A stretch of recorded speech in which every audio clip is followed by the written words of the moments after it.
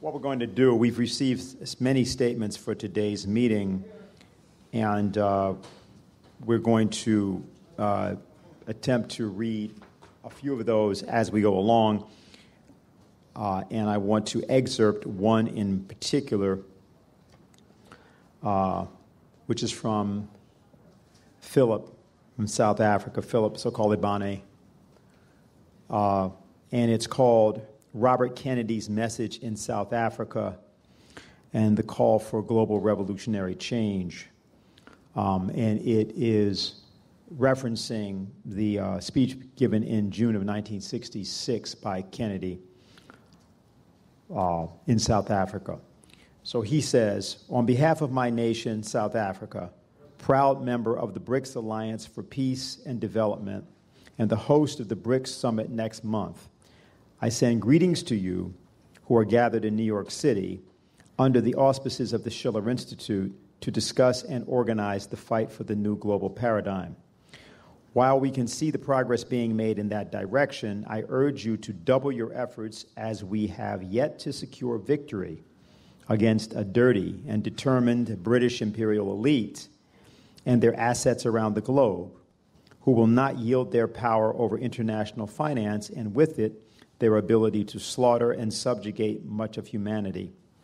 They cannot win, but the world can lose as they continue to light the flames of discord and war to topple governments, including their attempt to topple the government of President Trump in the United States, and to promote confrontation with the leading standard bearers of the new paradigm, Russia and China. For the sake of Africa, whose populations the racist leadership of the British Empire seek to eliminate, and for the rest of the world, I say, do not yet declare victory, even as that victory is in sight. As the LaRouches, Lynn, and Helga have repeatedly instructed, the change we seek is revolutionary, one that throws off the entire monetarist system of the empire of money and replaces it with a system that understands that only creative human labor, physical and mental, can produce wealth, a system that insists on investing in that which increases the productivity of human labor. The creation of money-valued wealth is not our objective. Our objective is to increase the number of creative human beings living on this planet to drive progress everywhere. Robert Kennedy believed that with proper leadership, such change can take place, and so do I. He concluded his June 1966 reaffirmation address in Cape Town by quoting his slain brother, President John Kennedy, from his inaugural address, and so will I. The energy, the faith, the devotion which we bring to this endeavor will light our country and all who serve it. And the glow from that fire can truly light the world.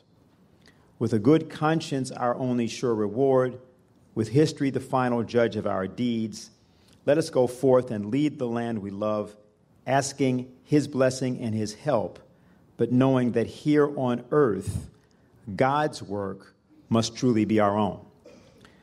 Signed, Philip Sokolibane, 8th of June, 2018, and he is the head of our organization, LaRouche, South Africa. Okay, now, Elliot, you should read the next statement. You have it? You have it. This is a message from Liliana Gorini, who is the chairwoman of Movasol, the LaRouche organization in Italy. Dear members and friends of the Schiller Institute, recent events in Italy have just proven what poet and historian Friedrich Schiller has taught us, that man is greater than his destiny. Last week, our duly elected government, which had 60% of votes, was vetoed by the European Union and the European Central Bank in Frankfurt with a failed coup aimed at imposing on Italy yet another technocratic government led by IMF Representative Carlo Cottarelli. But the Italian population reacted to this coup, expressed its support for the government of Professor Carlo Conti and of the two parties which had won the elections in March, Lega and Five Star Movement, and demanded that decisions on our economic policy be taken in Italy, not in Brussels or in Frankfurt. The government of Professor Conti, which had been vetoed by the ECB, was sworn in on June 1st and won a vote of confidence at the Parliament 2 days ago. It is the first government in the world which has 2 points dear to LaRouche in its official program: Glass-Steagall and national banking. Its economic minister, Tria, is in favor of the Belt and Road Initiative, speaks Chinese, and spoke in favor of public investments in infrastructures, confirming that the spirit of the new paradigm is well and alive in Italy. And that may be the reason why the financial oligarchy in the City of London were fully mobilized to stop this government and called it, quote, barbaric.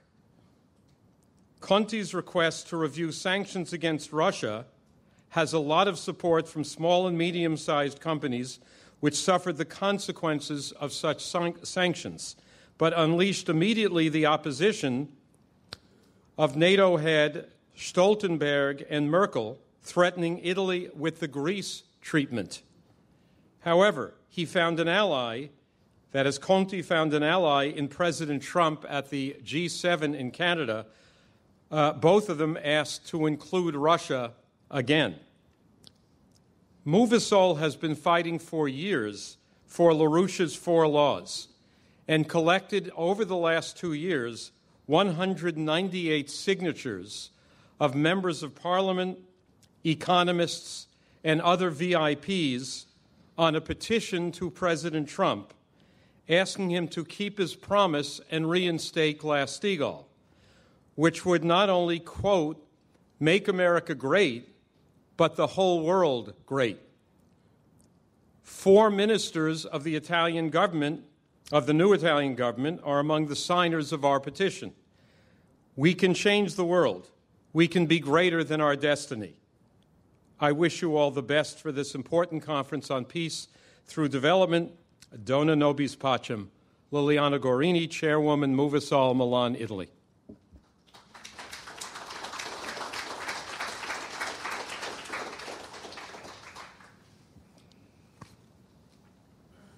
Okay, we're going to now start our second panel, and I'll be giving the first presentation. We chose to call the panel Choosing Creativity and Not Tragedy in Economics and Statecraft. And what we're going to do is to try to place Cicero, who is not here with us, Lyndon LaRouche, in the room, rather than the various Brutuses and Cassiuses and Julius Caesars and others that might or seem to occupy the tragedy of today's landscape. President Donald Trump does not intend to be a tragic figure, but many Americans intend him to be that. Many other people, of course, are committed, but the American people, unfortunately, don't really exactly understand the concept of tragedy. One thing about Lyndon LaRouche and our association, those of us privileged enough to be with him for so many years, is that Lynn and his association always had a really good time. We had a lot of fun and have a lot of fun. And the way we do that is by destroying axioms.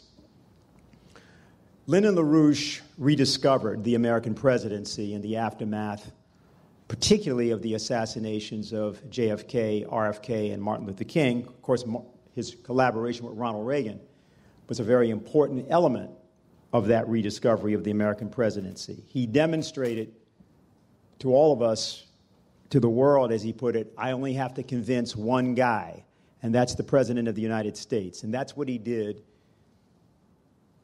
in the period of the 1980s around what was called the Strategic Defense Initiative. He wasn't loved very much for that and spent 5 years in jail as a result of that successful, very happy, and very, in one sense, humorous assault on the institutions of the oligarchy. What we're going to do is go right to Lynn and let Lynn speak as presidents speak. He spoke in January of 2004 at the very point that something would come slouching toward Bethlehem out of Chicago called Barack Obama. And Lynn was speaking in Talladega, Alabama, on the occasion of the Martin Luther King celebration. And here's what he had to say. We are in trouble. And look at the world. The world faces a great crisis. And the United States faces a great crisis in dealing with the world. The largest concentrations of population of the world are China, for example, 1.3 billion or more. India, over 1 billion. Pakistan, Bangladesh, and the countries of Southeast Asia. This is the greatest concentration of population on this planet. It's an emerging part of the world. The question is, what's the relationship of the United States to these people of Asia who represent, by and large, different cultural backgrounds than those of us in the United States or in Western Europe? How are we going to find peace in a troubled world? How are we going to find reconciliation in a troubled world with countries which have turned against us because of the war policies of Cheney and some others? So we face the situation. Now go back a little bit to the time that Bill Clinton was inaugurated as president. Now think about something some of you know about. Think about the status of the Black Caucus, Legislative Caucus, and the Black Congressional Caucus in 1993 when Bill Clinton came into the White House. Now go through the list of names.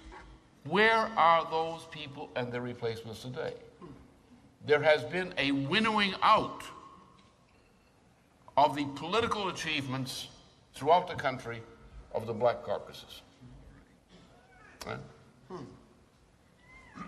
This is the problem I deal with constantly. From 1996 on, it became worse, accelerated, brutally.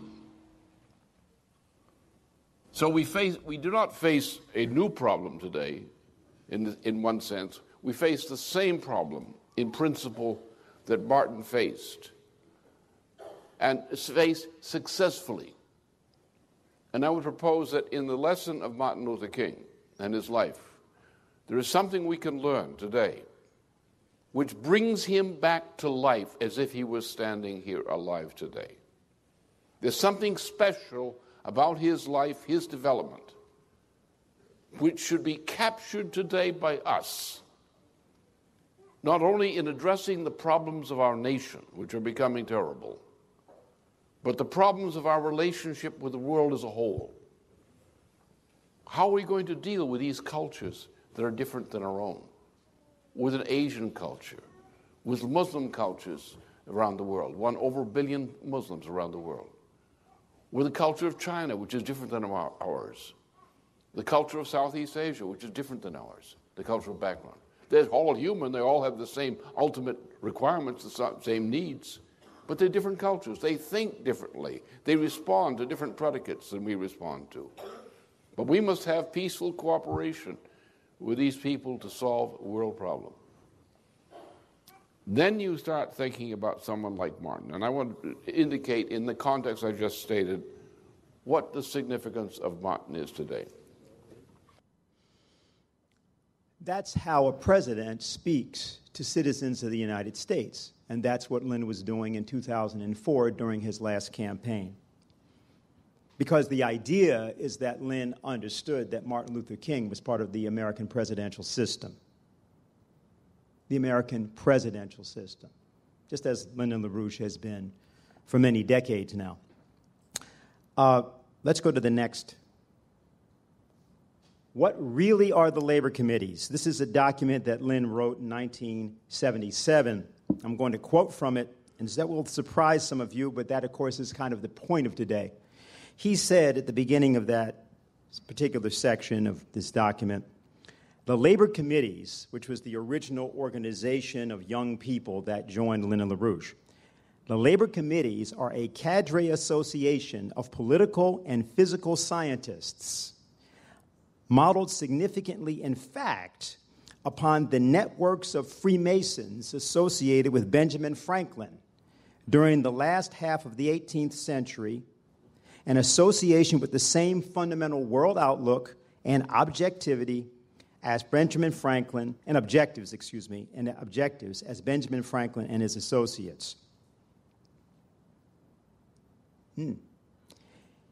He later in that document says, not only was Benjamin Franklin widely acclaimed as the father of electricity, he was generally regarded by humanists as the organizer of human society, as the German intellect Herder wrote of him during that time. He said, in a meaningful sense, a little later, he says, Ludwig van Beethoven can be considered the leading American composer. During Beethoven's youth in Bonn, Franklin's influence was notable in the university at Bonn, which was a hotbed of German Republican humanism. Franklin's autobiography was a major intellectual influence among German humanist circles.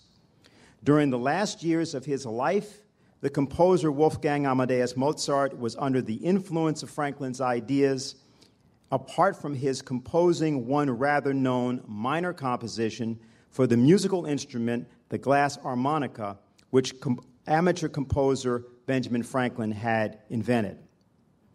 More directly on Beethoven, there is conclusive evidence that the final movement of Beethoven's Ninth Symphony is dedicated, in fact, to Benjamin Franklin. So that's Lynn and LaRouche.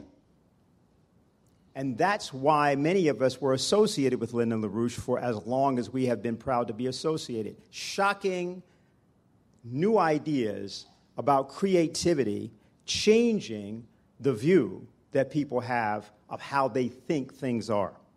Next, please. In 1978, Lynn wrote this document, The Secrets Known Only to the Inner Elites, in which he documented that the real war in Western civilization for a 2,500-year period was between Plato, who you see there on the left, and Aristotle on the right, between the concept of humanism based on the idea of scientific and artistic creativity as the birthright of every individual, and the idea that people are to be subjugated, that there are different species, there are different races, and that some are superior to others. Next. This you won't be able to see too clearly, but this is a diagram that Lynn did of what he called the machine tool principle. And what he did, this was part of Lynn's revolution in economics, was to try to give the idea of how you move from a conception, how creativity becomes productivity. And this idea that you take the current level of development of human reason, and by creating a discovery of a valid hypothesis, and by applying that through experiment, repeatable experiment, to the human mind as a whole, humanity is uplifted by generating new conceptions never before existent in the universe. And that is the basis of productivity, and that is the basis of economic progress. Next. So this form of machine tool principle, when used properly by a society, develops levels of human productivity and capability, which are expressed in what Lynn has called potential relative population density increase. That is not merely the number of people, but the number of people at a higher standard of living, in greater numbers and greater concentrations per metric unit, area unit of measurement. So that the world not only is not overpopulated, the world needs more people. If, for example, the United States had 3 or 4 billion people, it wouldn't be overpopulated. China has 1.5 billion people and is not overpopulated. But that idea, which of course we heard Barack Obama say something about to the Africans, is exactly the opposite of the current popular idea of the entirety, nearly, of American culture today. You go out on the street and you ask people, particularly as they watch the homeless and so on that are right outside this hotel, whether they think the United States needs more people. And you know the visceral response you'll get. That is the product of British ideology and of the domination by the American mind of Aristotelian thinking. So instead of that application of the machine tool principle, that's the control panel of the shuttle, the space shuttle, we have this next. That's our application of machine tools. This is something a lot of the younger people know all about. This is the final ignominious conclusion of the baby boomer generation.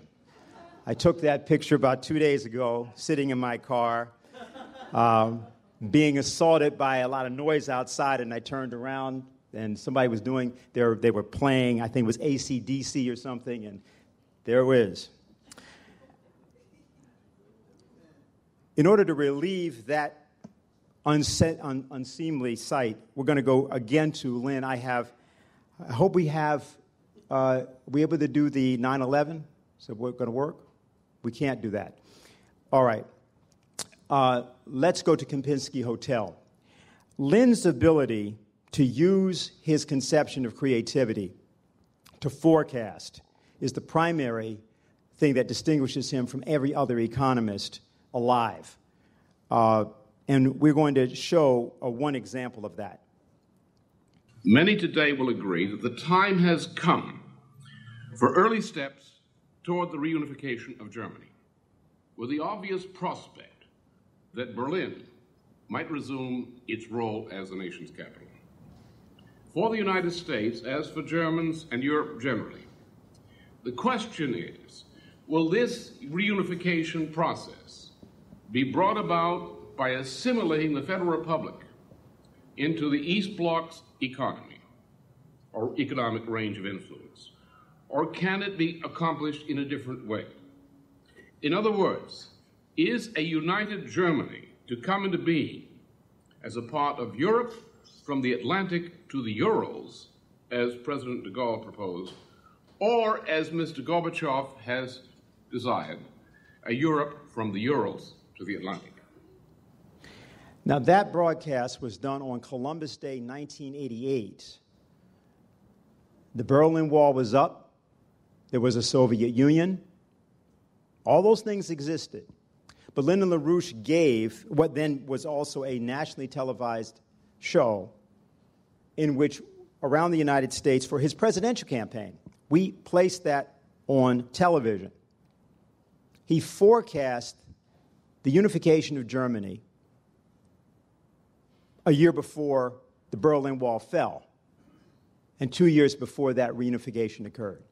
How did he do it? Next. This is a document. We must build a bridge from hell to purgatory as a 650-year historical cycle ends. And this was done by Lynn in the 1990s. What his conception of economics did, and what Lynn's ability to do this, we've talked about this at different times.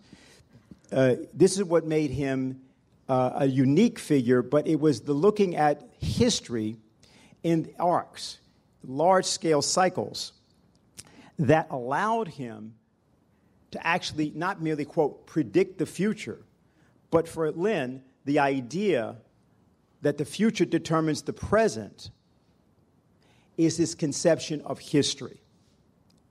You know, I think Helga referenced earlier his book, Earth's Next 50 Years. And that book is right now unfolding. That's the template of what is unfolding in our time. It also is the guide for our organization now as to what it is we intend to see happen as we cause the presidency today to realize what Lynn was trying to do in his several presidential runs, and in particular in the presidential runs of the period from 1988 in particular until 2004. Next. In 1975, the first kernel of what today is called the World Land Bridge was proposed by Lynn after a return from Iraq. In April of 1975, he proposed what was called the International Development Bank. That pamphlet you see there, marked $1, was gotten out in hundreds of thousands of copies by our organizers, directly to the American people. And that meant going to plant gates, to unemployment centers, to street intersections, and to airports, and organizing the American people around what is the seed crystal of what you now see that has evolved around Asia. Next.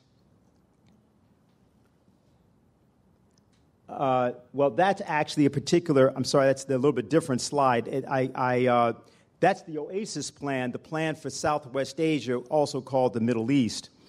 And what is a proposal that Lynn was actually working on together with his International Development Bank proposal. It's not well known by a lot of people. Oh, yeah, fine. Very good. That's what I wanted. Secure world peace with economic development, implement LaRouche's OASIS and Productive Triangle programs. This idea of the Productive Triangle, which then became the Eurasian Land Bridge, which then became the New Silk Road, which has now become the World Land Bridge, that idea was evolved by Lynn in jail, which he went to jail for because of his successful organizing of the American presidency in 1983. And so sitting in jail and hearing that news about the Berlin Wall falling, his answer was to formulate this conception called the Productive Triangle, and to have us as an organization, and Helga Zepp LaRouche in particular led the work for this, go out and organize on a plan that he literally created out of his head in a jail cell. We have had in our presence, as an economist, like it or not, a genius whose ability to forecast was based on a creative method, a conception that he has demanded that an organization of his associates replicate. But he was not an armchair intellectual, as I think people know. Lynn is highly combative. And we'd like to now show something that some of you will know, but those of you who don't, this is a webcast from July 25th of 2007, before the famous collapse of the markets and so forth and the housing bubble. There is no possibility of a non-collapse of the present financial system. None. It's finished now. The present financial system cannot continue to exist under any circumstances, under any presidency, under any leadership, or any leadership of nations. Only a fundamental and sudden change in the world monetary financial system will prevent a general, immediate, chain reaction type of collapse. At what speed, we don't know, but it will go on, and it will be unstoppable. And the longer it goes on before coming to an end, the worse things will get. Now, that was not news that Lynn had not tried to deliver and warn people about much earlier. We go to the next. In 1995, his famous triple curve had described this process in geometric terms, in which the idea was that as you had less and less investment in the actual physical well-being of the economy, and you had an out-of-control casino mondiale, sort of developing with derivatives and so on, you'd reach a point of inflection. And you see there the financial aggregates at the top and the monetary aggregates have crossed. And that point created a condition of physical economic breakdown in our economy So that when Lynn gave his 2007 report, this was something that had already been preceded by 12 years of warning people about what was going to occur. It's also relevant that the year after his triple curve first appeared, in 1996, Helga Zepp LaRouche was in China doing a conference in June of 1996 on the New Silk Road. So that we did not simply, Cassandra-like, predict disaster. We moved to create something different. Creativity instead of tragedy. And that's been basically the idea throughout. What I'm going to do for purposes of time is I'd like to just move past the next two. Could we do that? And go to the Windsor. 1997, we wrote this report, The True Story Behind the Fall of the House of Windsor. It may have seemed like a long time coming, but that's exactly what you're living through now. The contents of that report, augmented by the recent reports that we've been releasing, tell you the story about what is about to occur to the British Empire. It doesn't mean that it didn't occur back when we wrote it. It simply is the case that with much of what Executive Intelligence Review and the Schiller Institute and so on does, coming off Lynn's method, is that things that will become manifest later are conceived earlier because actually that's the real impulse of history. So that when you're thinking about the future, when you're trying to actually conceptualize where the mankind is to go, you seem to be speaking before events. But the truth of the matter is that the populations that have been inundated with British ideology don't see the present. So, for example, today's present is what you see in China, but actually today's present, more importantly, is what you read if you read Lynn's Earth's Next 50 Years. That is to say that the colonization of the moon, the mining of helium-3 on the moon, the development of the African continent, so that what we have on Africa is perhaps millions of people who are possessed of the kind of genius of a Mozart or of a Beethoven. That is the reality of the present. So Lynn's fight to establish, or reestablish, I should say, the American presidency in that image has been the dominant characteristic of his economics and of his fight in the United States. What I'd like to do now is play the last of the video segments. It wasn't just that he was a man of God, it's he rose to the fullest We have what that meant. Obviously, the image for him was Christ and the passion and crucifixion of Jesus Christ. That was his source of strength. He lived that. He had gone to the mountaintop at a point that he knew his life was threatened by powerful forces in the United States. And he said, I will not shrink from this mission, even if they kill me. Just as Christ said, and I'm sure that was in Martin's mind at that point. The passion and crucifixion of Christ is the image which is the essence of Christianity. It's an image, for example, in Germany or elsewhere where the Bach St. Matthew Passion is performed. It's a performance approximately. In those 2 hours, the audience, the congregation, the singers, the musicians relive in a powerful way the passion and crucifixion of Christ. And this has always been important, to relive that, to capture the essence of what Christ means for all Christians. And Martin showed that. The difference is this, and I'll come back to John Dock, or called Joan of Arc in English.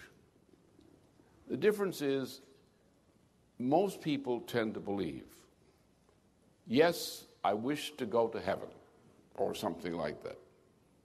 Or don't care. But they are looking for answers within the bounds of their mortal life. They're thinking of the satisfactions of the flesh, the security they will enjoy between the bounds of birth and death. Whereas the great leader, like Martin, rises to a higher level. They think of their life as the gospel presents it, as a talent. Life is a talent given to you. You're born and you die. That is your talent, what you have in that period. The question is, you're going to spend it anyway. How are you going to spend it?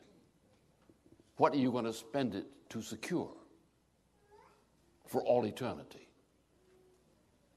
What are you going to do as a mission that will earn you the place you want to occupy in eternity? Martin had a clear sense of that. That mountaintop address, for me, it struck me years ago. It was just a clear understanding of exactly what he was saying, what he was saying to others. Life is a talent. It is not what you get out of life. It's what you put into it that counts. And I have the final.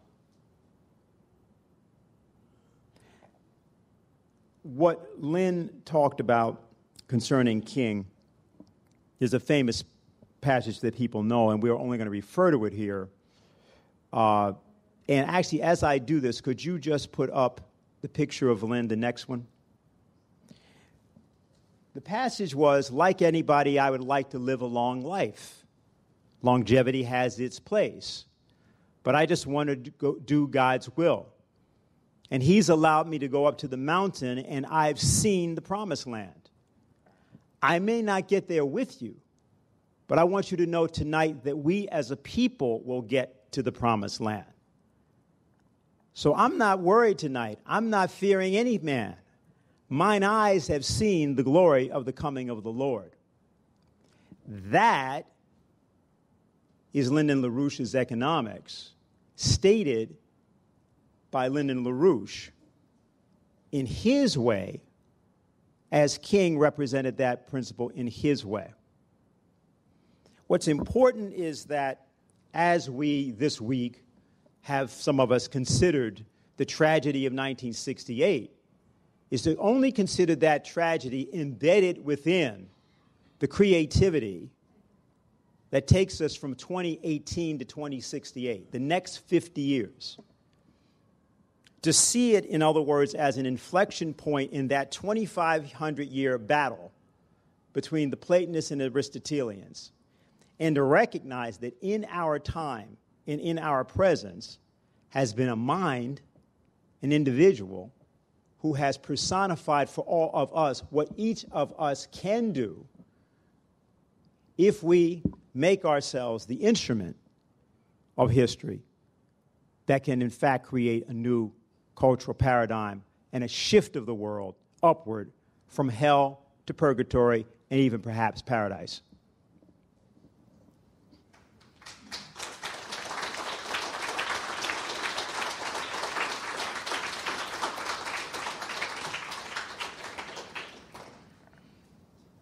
All right. Our next speaker, and I hope we have him, okay, is James George Jatras, former U.S. diplomat, former advisor to the Republican Senate leadership, and he is speaking on the topic, the urgency of a Trump-Putin summit.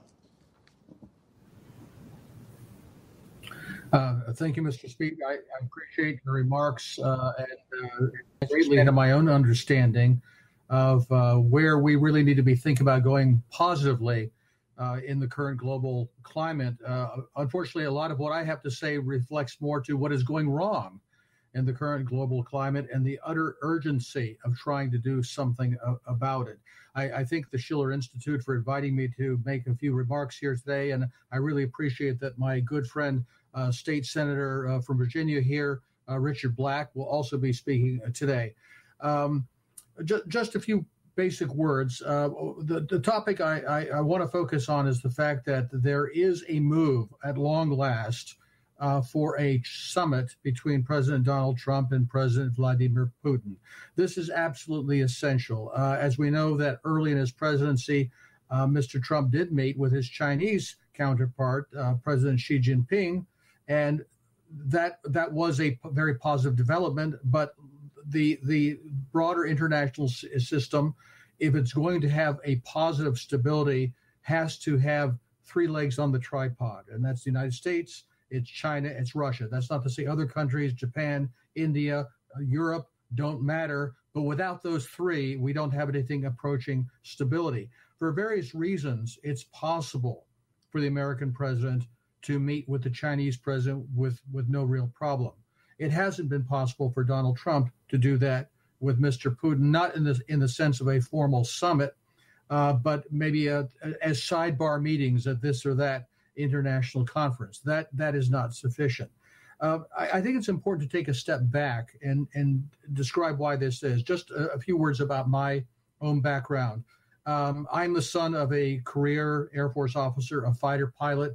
The closest thing I have to a hometown is Bitburg Air Force Base in Germany. I'm the original Cold War baby, so to speak. I served after I left law school. I served as a Foreign Service officer at the State Department in what was then called the Office of Soviet Union Affairs, the Soviet desk. Interestingly, my father was the U.S. Air Force attaché in Moscow at the same time, so we saw the same U.S. government operation toward the Soviet Union during those days. And unlike most other people, I was convinced that it was quite possible we would see the emergence of a non-communist government in Moscow in the fairly near future. And nobody else, I can tell you, nobody else at the State Department thought like that in those days. They simply assumed that communism in the Soviet Union was a forever phenomenon. We needed to just be reconciled to it. Whereas it occurred to me that a free non-communist Russia was a distinct possibility and a desirable one. In a rather naive way, I had a sense that if that were to happen, the great conflicts of the 20th century would finally be over. We would return to something like a non-ideological world of peace and progress that existed before 1914. That didn't happen. And the reason it didn't happen wasn't so much about the Russians. It was unfortunately about the nature of the people that run our foreign policy establishment here in the United States. I can remember when I was in Moscow for about a month in early 1993 as part of a parliamentary exchange between the U.S. Senate and the Russian Duma. People in Russia were not just pro-American. They were giddy pro-American. They were crazy pro-American. They were naively pro-American. And it is interesting the extent to which their pro-Americanism turned into crashing disappointment when we then expanded NATO in the mid-1990s, when we expanded it again, of course, in 2004 under the second Bush administration. But I think one of the real clinchers was the Kosovo War in 1999. How many people in Russia would say to me, we never believed anything the Soviet Union said about you. We knew it was all lies. But when we saw that NATO aggression, then we realized it was all true, that everything that the communists said about you was true. And it was a real shot of cold water in the face for them to feel that. And I think it was quite clear that, unfortunately, even though the Russian side had left the Cold War in the past, they had withdrawn their troops from Eastern Europe, they said okay to German reunification, that the people running our government, and also, let's be honest, as I think as the group well knows, in cahoots with their friends over in the United Kingdom and in some other countries as well, were more than happy to prosecute that Cold War further, that the only Russia they could tolerate was at best a puppet regime, as we had in the 1990s under Boris Yeltsin, and preferably, as Zbigniew Brzezinski laid out, the breaking up of Russia into at least three smaller states that would be much more easily manageable. I think it came as a real shock to that establishment when Vladimir Putin became president, and he pursued a course that I would describe as enlightened national self-interest, not at all closing the door to cooperation with the Western countries, but realizing that something was terribly wrong, that they had to take steps to secure their own sovereignty and their own interests. And I think this is also what, of course, led to the very close collaboration now we have between Russia and China, which is the essence of Eurasian integration, which, of course, the Washington establishment sees as a great and terrible threat, whereas it really should be the bridge to a real cooperative future and the building of an integrated global economic system that can benefit everyone. That is not the vision that we find here in Washington. This relates to something that Dennis said earlier, the place of the president in making policy. You only have to convince one man. As it happens, as we know, that in 2016, there were populist rebellions in both the Republican and the Democratic Party. Obviously, in the Democratic Party, you had Bernie Sanders, who was cut out of the action through foul means by the Democratic establishment. Donald Trump, through some alchemy that I don't think ever has been adequately explained, managed to beat the establishment in the Republican Party. And he made it very clear that he wanted to improve ties with Moscow. This was one of his number one priorities. And that is exactly the reason why so much of the establishment, especially in the GOP, has been fighting tooth and claw to first to keep him from taking office, secondly, to neuter him and possibly to remove him from office, but above all, to make sure he cannot take this step in reconciling with Russia, which is essential. When we look at some of these conflicts in Syria, Ukraine, many other places, we have to have U.S.-Russian cooperation. Sometimes people ask me, why don't we team up with Russia where we have a common interest in fighting the global jihad terrorism, Islamic radicalism? And the short answer is because for the last half century, we have been using that very same terrorism as a tool, first against the Soviet Union and now against Russia. It really would mean America switching sides. Now, I hope we are close to that. I hope that we've gotten to the point now with the collapse of the so-called Russia Gate narrative, the growth of what really is Spygate, the extent to which our government spies on people, inserts agents provocateurs into other people's business to try to pin criminal charges on them. I hope that's becoming clear now and that the door is finally opening to where we can have some positive trajectory forward in U.S.-Russia relations. So as I say, there is a petition on the White House site. I hope people will sign that. I do think this is something the president wants to do. It's unfortunate that there's virtually nobody around him in his establishment that he has appointed that seems to share the same vision. And you do wonder why he would do that. Why does he appoint people that do not agree with some of his fundamental positions? And I have to take that as a sign that he is still very embattled, even here in Washington, with the swamp all around him and the swamp critters who would very much like to bring him down. We also have to keep in mind that the establishment that has been fighting him the whole way, even if they seem to be losing ground, will not go gentle into that good night. I think we have to be very concerned about some provocation somewhere, whether it's in Ukraine, whether it's Syria, another phony chemical weapons attack, something of that sort, perhaps an offensive by Kiev against the Donbass. These people are capable of doing anything to try to bust this up, which then leads also to what Dennis pointed out to. I have to tell you, ever since I endorsed Donald Trump on March 6, 2016, I have been very concerned that these people always have one solution to a problem like that, is you get rid of the man who's a problem. We saw it with Jack Kennedy. We saw it with Bobby Kennedy. We saw it with Martin Luther King. I am very concerned, I have to tell you, about Donald Trump's personal safety, because so much hangs on the fate of one man and what he can do.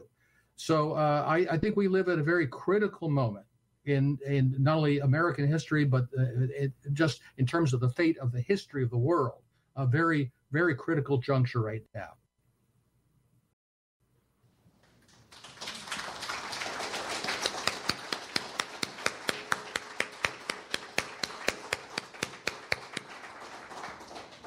Thank you very much. We have a couple of other statements. We'll just throw those in. This was a statement from the United Nations World Silk Forum, and it says this: to the international think tank Schiller Institute and to the Institute's chairman, I understand that the Schiller Institute will soon hold the second event in the United States aimed at promoting the Belt and Road Initiative for young Americans on the 8th of June. Oh, okay. And an international conference the following day in New York City. On behalf of myself and the United Nations World Silk Road Forum, I would like to express my sincere congratulations on the hosting of this promotional campaign and wish the conference a complete success. I'm going to skip a bit of this. As a nonprofit and non-governmental organization, the World Silk Road Forum of the United Nations has played a prominent role at the United Nations over the past 2 years. With its vision of globalization, it has been fully implementing the One Belt and One Road initiative and has been continuously active on the civilian level, actively promoting and publicizing the Belt and Road initiative and building bridges and ties for international cooperation among companies and civic organizations in various countries. We are willing to cooperate with the Schiller Institute and work together to do a good job in promoting and putting into practice the BRI. Finally, I wish the international think tank, the Schiller Institute, great accomplishments, and I wish you, Chairman Helga Zepp LaRouche, good health and successful efforts. Signed, Chairman Max Liu, United Nations World Silk Road Forum. There is a statement I want to make sure that we read, and I believe Jose Vega had to leave, and this was read last night. I don't know if I will actually just read it. This is from Ali Al-Ghafari. I, Ali, and on behalf of my colleagues in the Language Modern School in Sana'a, Yemen, am sorry to send these lines while some schools in the United States are facing violence and gunshots. It is strange that we in Sana'a are under the worst joint United Kingdom, United States, Saudi coalition attack, and despite their daily killing of us and shooting at our schools with rockets, we never had a situation where we kill ourselves in our schools or towns. The writer, by the way, is 14 years old, let me point out. We think that you and we have suffered a lot, not in accordance with the laws of the universe, and it's time to leave those that would control our destiny and break our dignity and head to a shared future that overcomes the real reasons behind school and home violence. It is not beyond reach that students can change the game, and here we are doing so in Yemen. I couldn't join you due to the airport blockage that has been in place since a year ago in our capital, but I am sharing here our dream alongside the spirit that has been gifted to us by Mrs. Helga Zepp LaRouche, the founder of the Schiller Institute, which has paved many roads for us in Yemen to link our freedom to the New Silk Road and which gathers all of us today. The power of humanity didn't always show in our community. Hence, you can see that our Language Modern School from across the ocean has adopted the physical economics principles of LaRouche via our Silk Road School program. We study that in a manual and in a class that we take to understand how to end poverty and to achieve the Sustainable Development Goals of 2030. Finally, I invite you to learn about our famous Yemeni Happy Miracle Report that is designed to link us with the Belt and Road Initiative. This report gives significant attention to students, and I have a photo in the report which was launched at my birthday celebration attended by all champions for the Belt and Road Initiative in Yemen. Signed, Ali Al-Ghafari, 9th grade, 14 years old.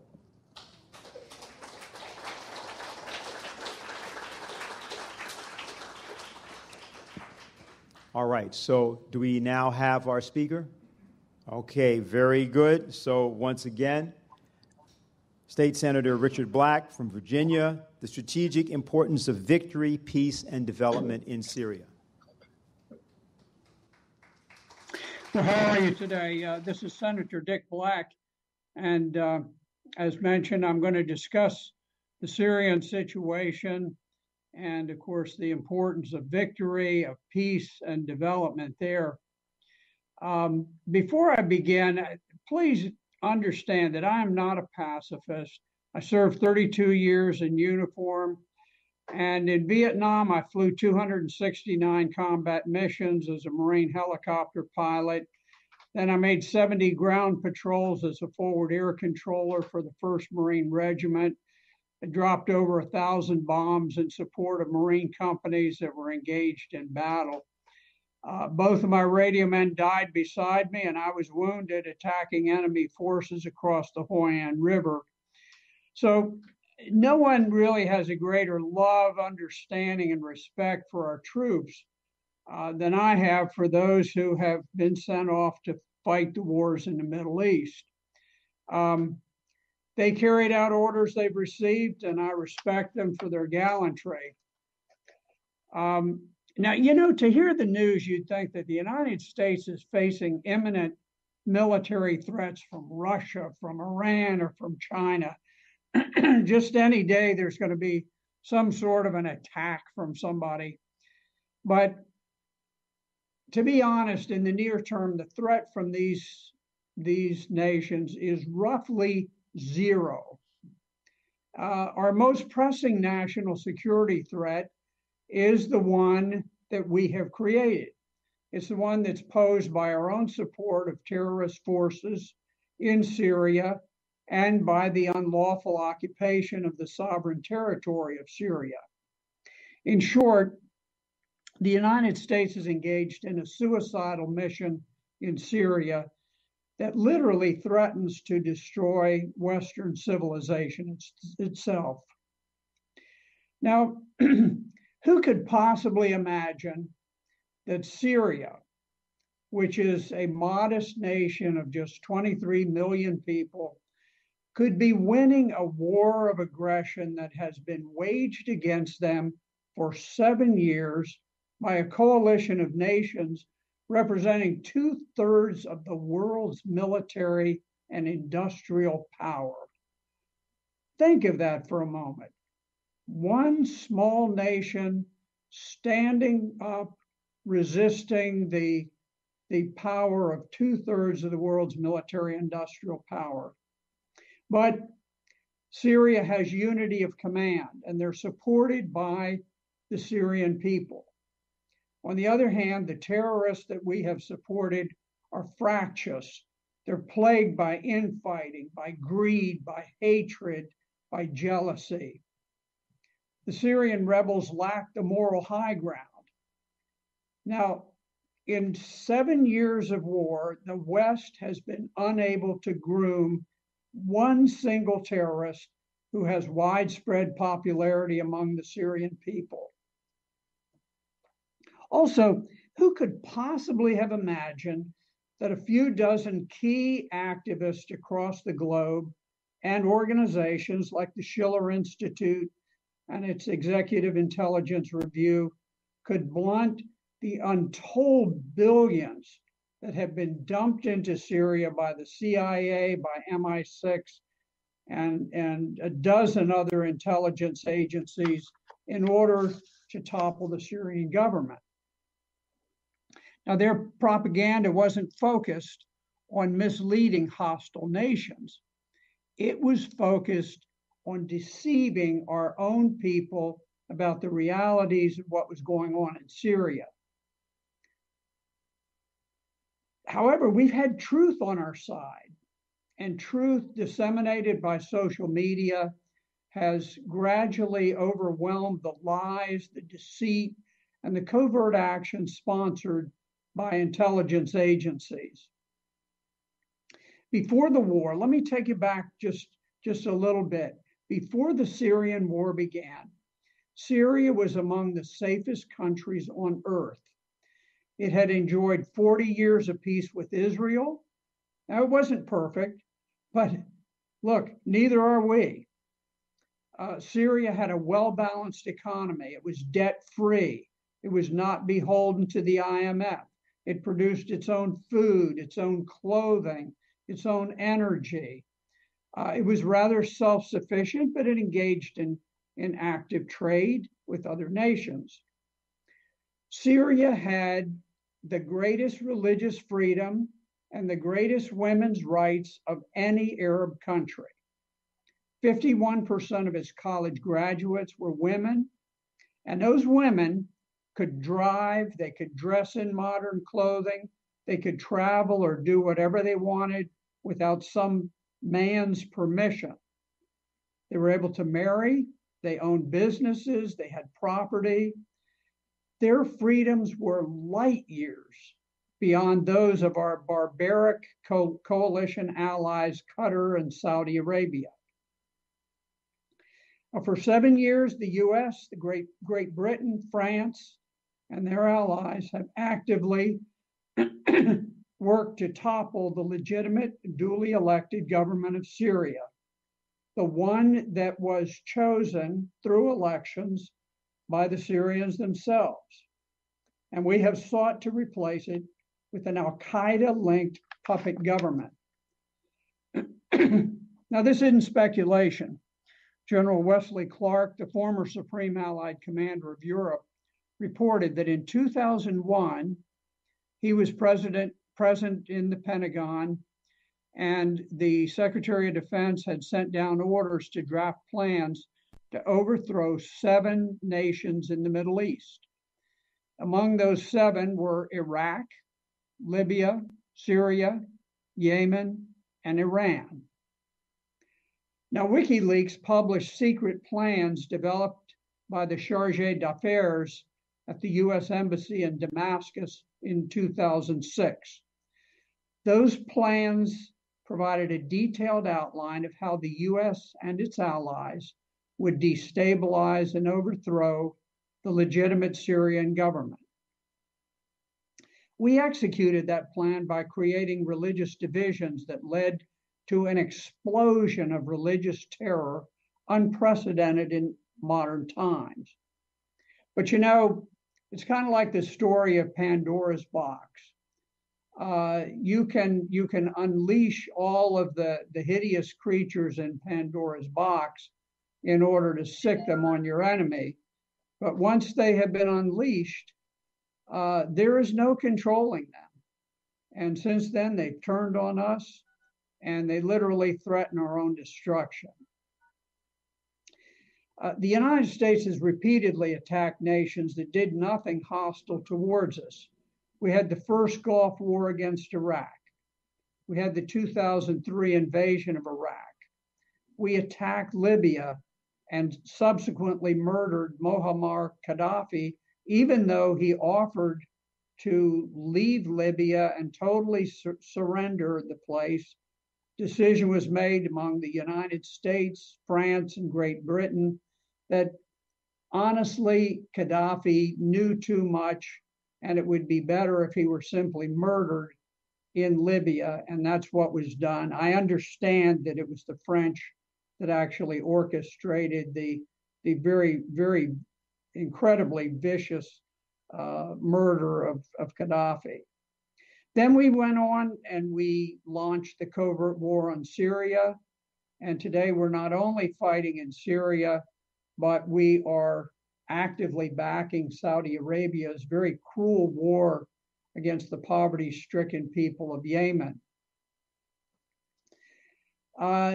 We all remember when President Obama solemnly pledged that there would be no boots on the ground in Syria. Today, American armed forces occupy almost a third of Syria. We have conservatively 14 bases and airfields manned by American ground troops. There are, according to one American general who had a slip of the tongue, at least 4,000 uniformed GIs and perhaps 2,000 contractors, sort of the Blackwater style mercenaries who are stationed there. So much for the boots on the ground promise that we were made. Also, President Trump said, I'm going to fight ISIS and I'm getting out of there. And it wasn't a week before his staff contradicted him and said, no, we're not leaving Syria. we're going to stay there permanently and we have other things to achieve. But here's the good news. Syria and its allies are winning the war. Now, why is that important to the United States, which has fought to defeat Syria for 7 years? The reason is that Syria is the center of gravity on the war on terror. Now, I attended the Army War College and the Command and General Staff College, and they taught us that in military terms, the center of gravity is that objective which determines the outcome of a struggle. And in this case, Syria will determine whether civilization survives or whether barbarism surges forward and potentially engulfs the world. Were Syria to fall, Lebanon and Jordan would almost certainly collapse in short order.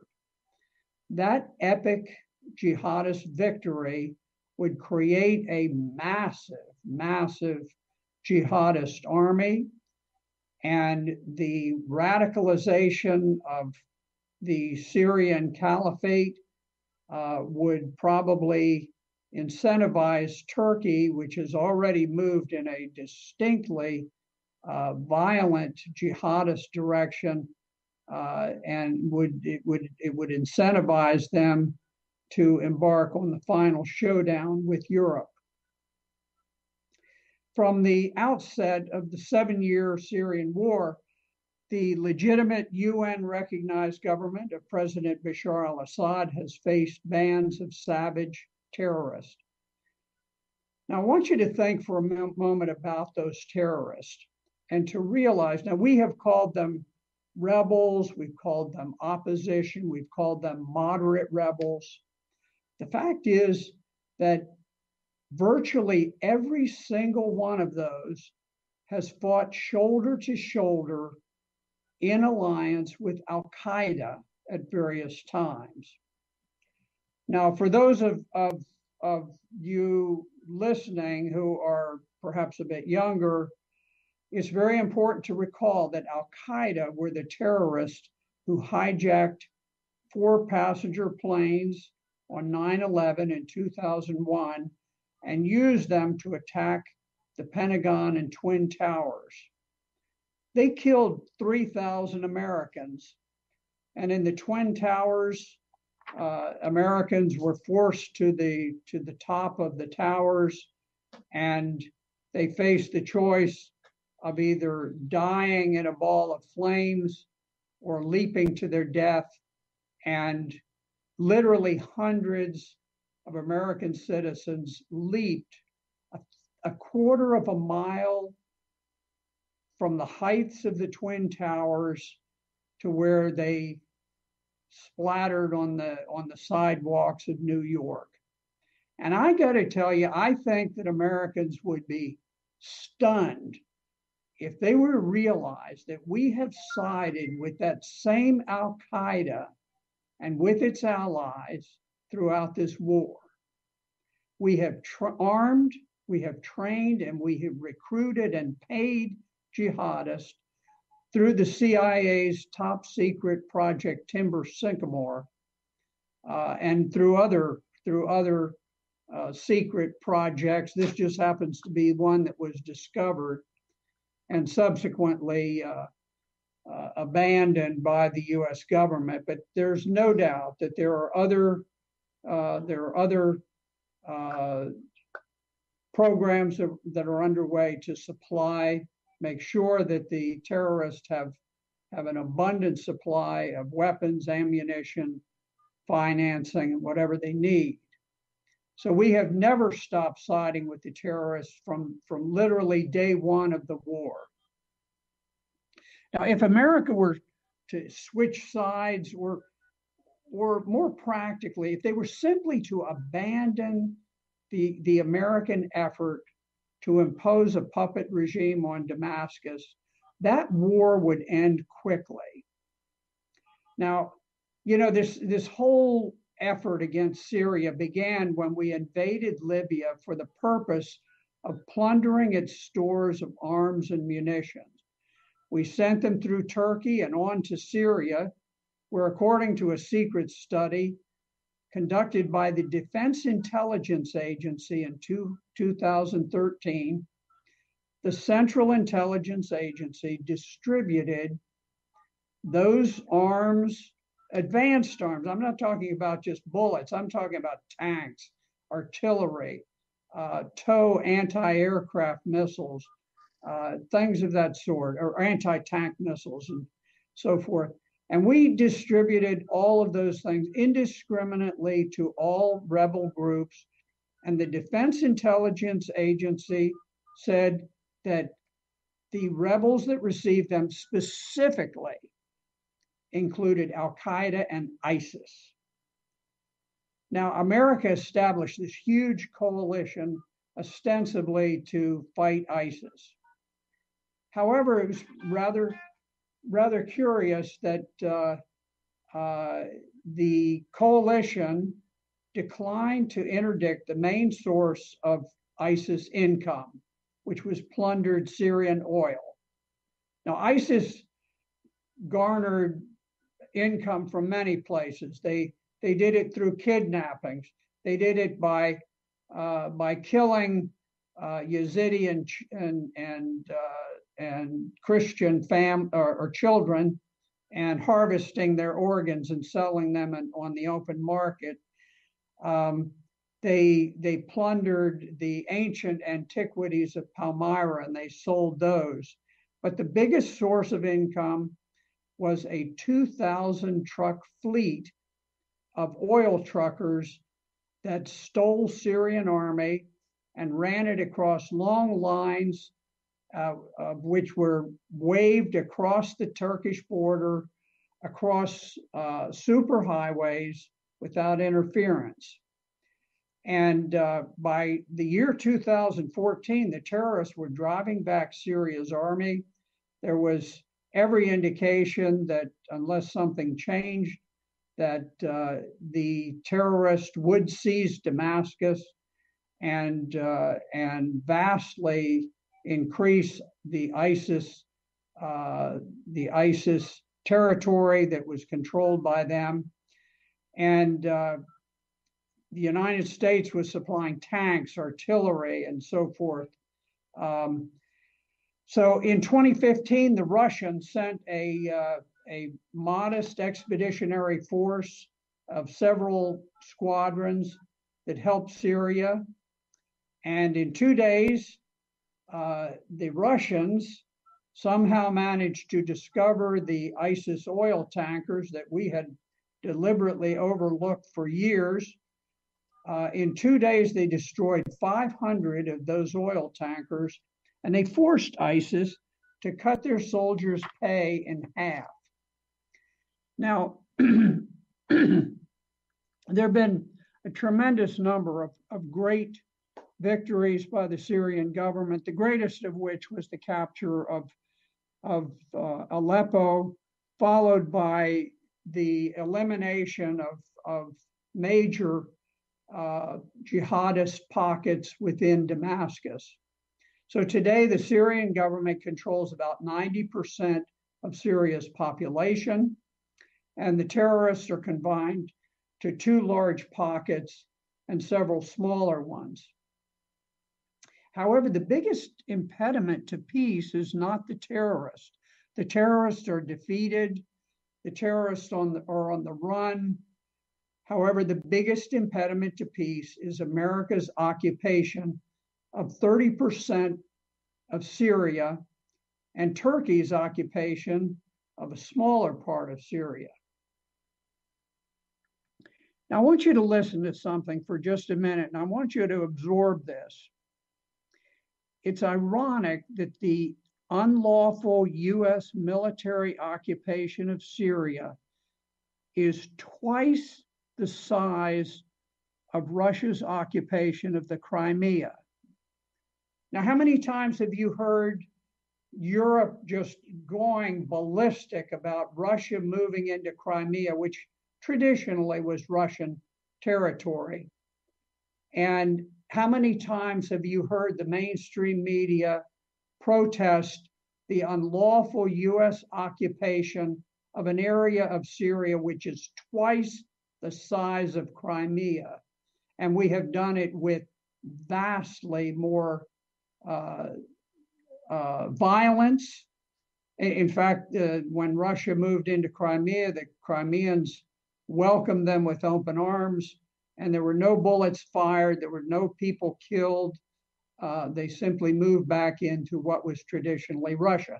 We, on the other hand, have bombed and slaughtered and killed a great number of people in northeastern Syria. Now, President Trump's involvement in all this is very interesting, because twice he has expressed his intention to withdraw from Syria. And twice his pronouncements were immediately followed by false flag gas attacks that were actually staged by terrorist forces. The deep state has effectively blackmailed Trump and held him hostage through these covert actions that played off the totally fictitious Russian collusion narrative. We know today that there was no Russian collusion. I don't think anybody seriously even claims that there was Russian collusion. And yet, through all of the propaganda, every time there is a false flag gas attack, if President Trump delays for a moment to reflect on the veracity of terrorist reports that there has just been a gas attack, he's accused of growing soft on Russia. And in this way, the sinister forces of the deep state have managed to retain their dominance over American policy and to continue to support terror in Syria.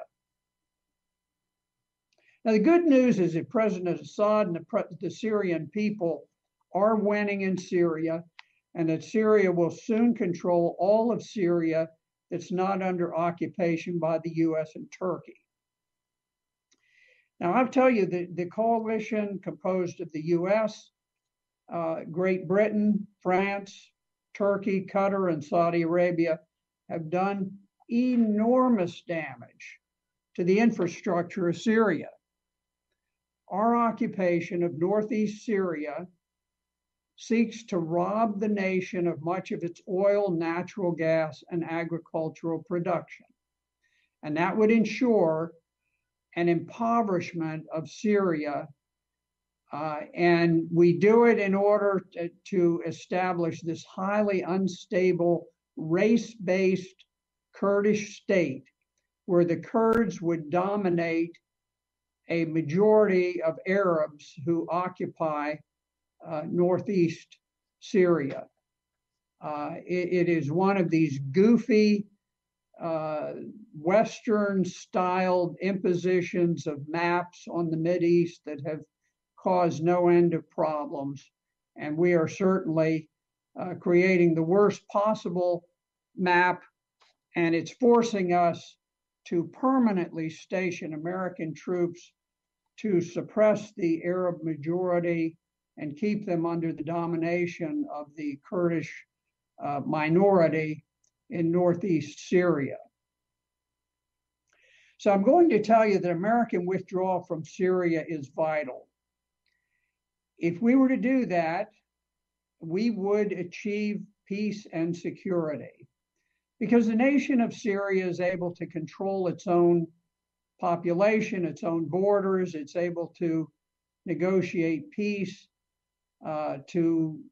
They understand the culture in a way that Americans will never, in hundreds of years, understand the culture. Now, the good news is that rebuilding has already begun. Although the rebuilding is inhibited by an American blockade of Syria and by the fact that we have imposed banking sanctions that prevent the people from receiving food and medical supplies from Western countries.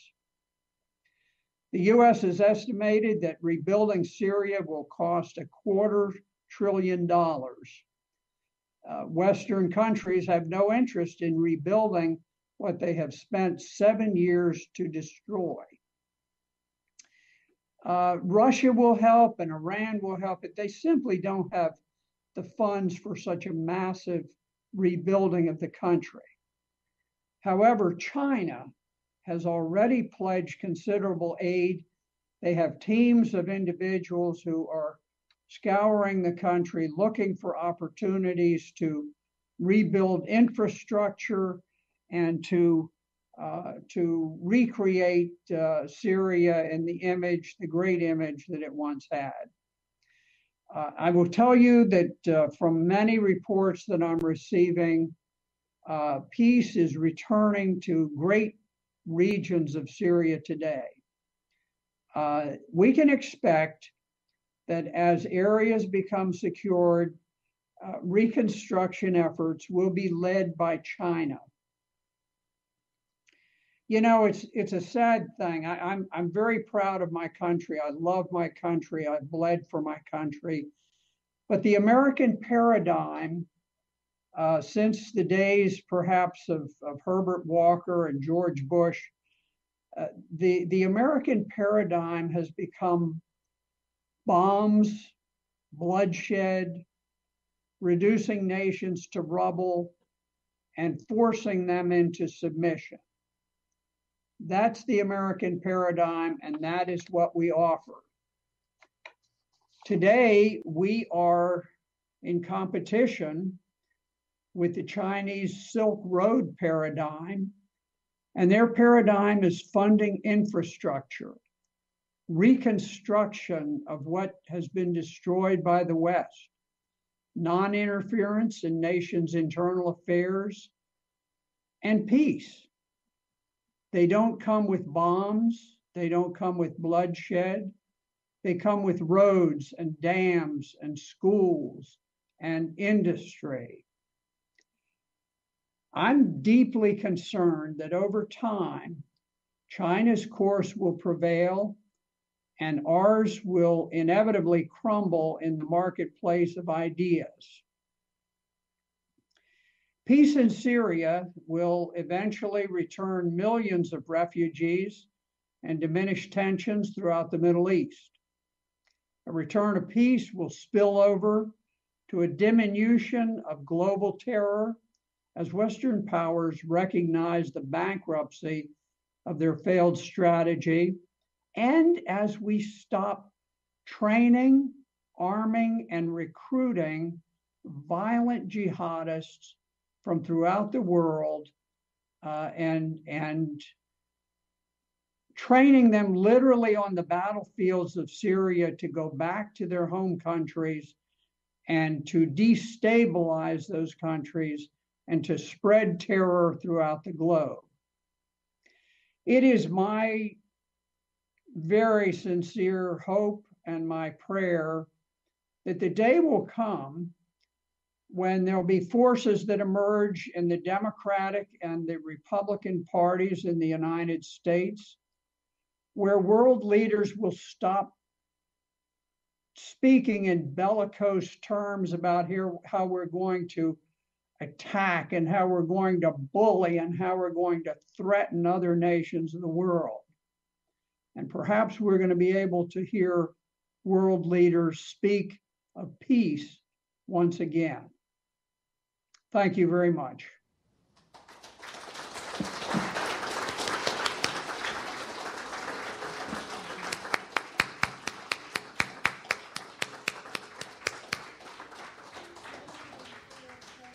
Thank you very much, Senator. We're going to begin to take some questions if people have them. I want to make a couple of announcements at this point. This pertains both to tomorrow and to today. Anyone who has not joined the Schiller Institute, go out and join the Schiller Institute. You can do that after you ask a question, but don't leave without doing that. Executive Intelligence Reviews, Daily Alert, as well as the EIR Weekly Magazine is available there. We urge that you subscribe to those magazines. Some people have asked for information of various types on the concert. I think you can just get that outside, but I will just say one thing here. obviously we have made it clear throughout the presentations all today that the concert is part of this conference. And if you need information about it or need to know a bit about why we are doing it or a bit more about our chorus, certainly we encourage people also to join it, see some of our people. I know also some of the people may have to get going a bit. I think we have approximately 30 minutes, maybe a little bit less actually right now for questions. So we'll try to keep that. I think we have to conclude by about 4:40. And then there is one piece of news I want to just read, if I can get it here, the official Texas stationery here.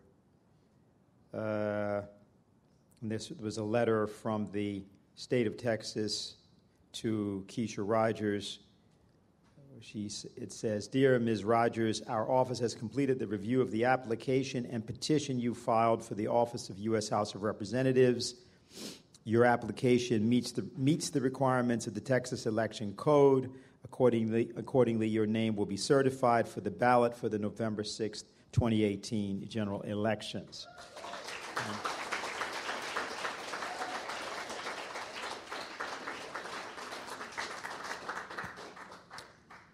Okay, so any questions? People can just go to the microphone there. And I think we should be able, I guess, are both of our speakers going to be able to take questions? Yeah, okay, great. So the questions can be directed to anyone on the panel.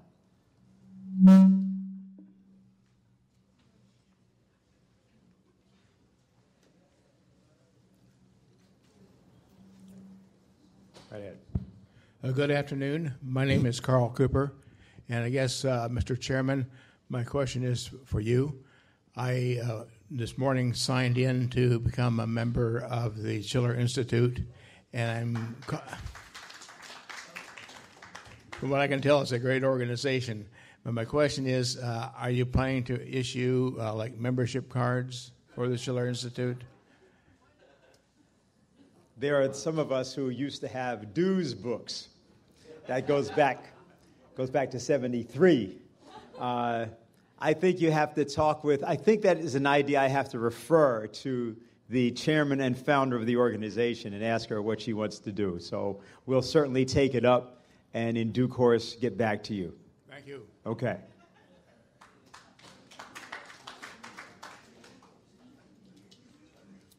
Here's somebody we recognize. Hi, my name is Tom Weissmuller. This is actually a question for the audience here, and anybody looking on TV. I know you may have read or heard that President Trump issued a pardon to Dinesh D'Souza for his campaign violations. And it was a full and unconditional pardon.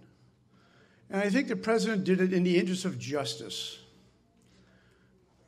Well, I'm aware in the last century that we had the equivalent of Dinesh D'Souza. Actually, we had two of them. It was Lyndon LaRouche and Mike Billington, who ended up being jailed, much like probably the darkest days of our country politically, when we became like Venezuela, where presidential candidates, and D'Souza wasn't a presidential candidate, but Lyndon LaRouche was, where we would take the losing candidate and throw him in jail. Well, it happens in lots of places in the world. It happened in this country. It's injustice. I think President Trump has shown his ability to single out people who have suffered injustices. The pardoning power is the last resort that the president or the head of state has to right wrongs.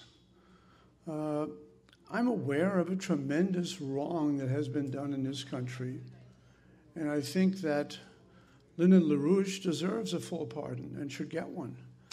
And now, what I would like, and again, this is for the audience, I would like you to either email or write a respectful letter to the president. And this is not about politics. This is not about the fact that Lynn and LaRouche has supported most of Trump's policies. This is about justice. It's about making our country into what it should be, not one that jails opposition candidates and things like that. And I think President Trump has that sense of justice, and I'd like you to appeal to it and see that the right thing gets done. Now, I'm going to do it, and I hope you do. So that's my request. I just want to have a brief response to that because there is an interesting matter. You know, we're a philosophical association, those of us who heard us talk earlier about the labor committees. And so we like to pose questions in that context, or all contexts. So in this case, there's an issue. Lynn explicitly did not want to be pardoned. Lynn demanded exoneration. See, because Lynn's point was he didn't do anything wrong. Now, I don't know, I'll put it this way, I think that's an interesting discussion to have with everyone. Because, in other words, what could be done by the president, which I think Barbara Boyd has just stated, is that he should release all of the evidence, all of the documents that pertain to anything with respect to British involvement in the attempts to manipulate the presidency, because a foreign power did collude against the American presidency. And that foreign power colluding against the American presidency should be penalized for that criminal action. What is interesting, I think, to think about the issue of Lynn and LaRouche, I'll just say, is that one of the main reasons, I happen to believe, that there is no acknowledgement of the China policy, or in a different way, of the entire Russiagate business, is because once you say that British intelligence ran Russiagate, once you say that there was no chemical attack in Syria, and that this was concocted by British intelligence, once you say that the Skripal case is also hooked up, in America, immediately, what happens as a result of the 40-plus years of our work in the streets here, automatically, 3 words come up as a thought balloon over the head of everybody in America. LaRouche was right. And that's important because the truth is that the great secret of politics in America has been the suppression of that truth for 4 decades. So I am offering here that people should consider, why did Lynn insist exoneration? And perhaps somebody else may have something to say about that. I see one of our people walking toward the door out there who may have something to say about that.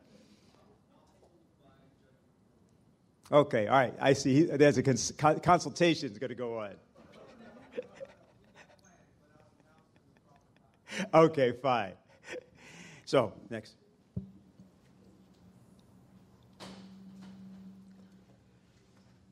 Good afternoon. This question is for Senator Black.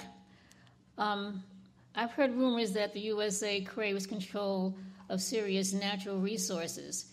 If that's true, can you confirm what resources they are and what specific American interests may benefit if the USA gets control? Yes, thank you very much. Can you hear me now? Okay. First, let me just make a quick comment about the previous thing. I was the chief of the criminal law division for the Army and the Pentagon, and am intimately familiar with pardons. Now, I was aware of the LaRouche situation. I knew nothing about the organization, but I'm going to tell you that from the Pentagon, just as I read the reports, it seemed to be an absolute miscarriage of justice.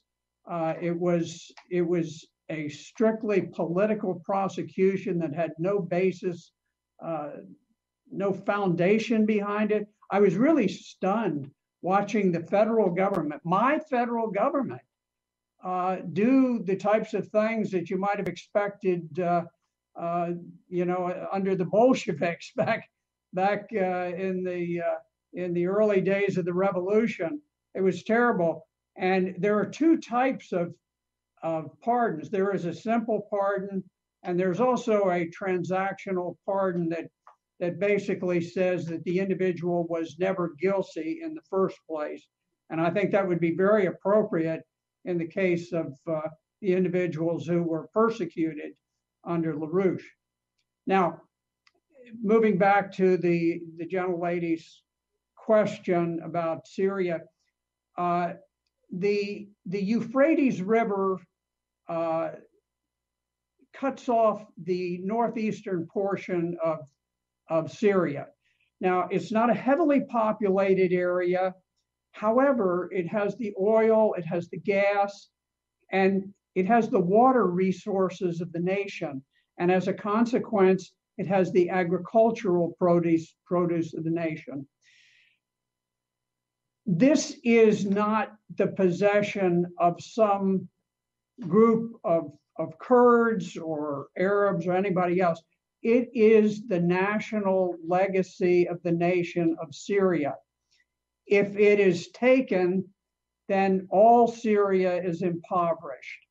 Now, there already are American companies that are moving in, and they are taking control over the oil, over the gas, over the things of value which are in there. They're executing contracts and so forth. And it's all being done under the military dominance of the United States. It is a great tragedy. It's a terrible thing to do, and clearly unlawful under international law, which says that this is a war of aggression. If you go back and you look at the Second World War, the Nuremberg trials, there were people hanged for launching wars of aggression, wars on nations that had never taken any offensive action against them. We need to get out of northeast Syria. If we do, the Syrian government can fairly rapidly restore order within the area. They can control ISIS. ISIS is no problem for the Syrian government. We just need to get out. Thank you. Very good. Great.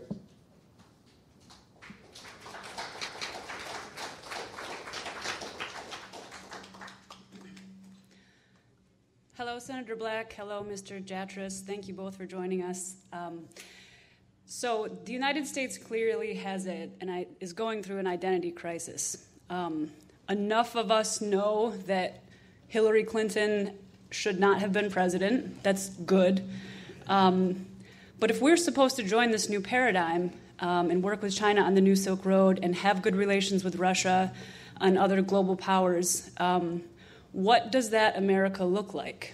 I'm curious to know what each of you think is the best the United States has to offer, because neither the Republican Party nor the Democratic Party give anybody indication of what that is. So if it's not alive in the establishment of the United States, but the population has some idea, it would be helpful if we could articulate what the U.S. has to bring, what are the best American traditions, so that instead of just being against what the U.S. is doing, American people can begin to be proud of something and contribute that and overwhelm this failed paradigm in our country and in the West. So I'm curious to hear what both of you have to say about that.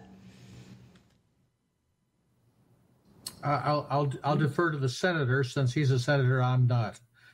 Well, Jim, by the way, is a very competent individual, someone I have tremendous respect for. Recently I did some study on defense budgets.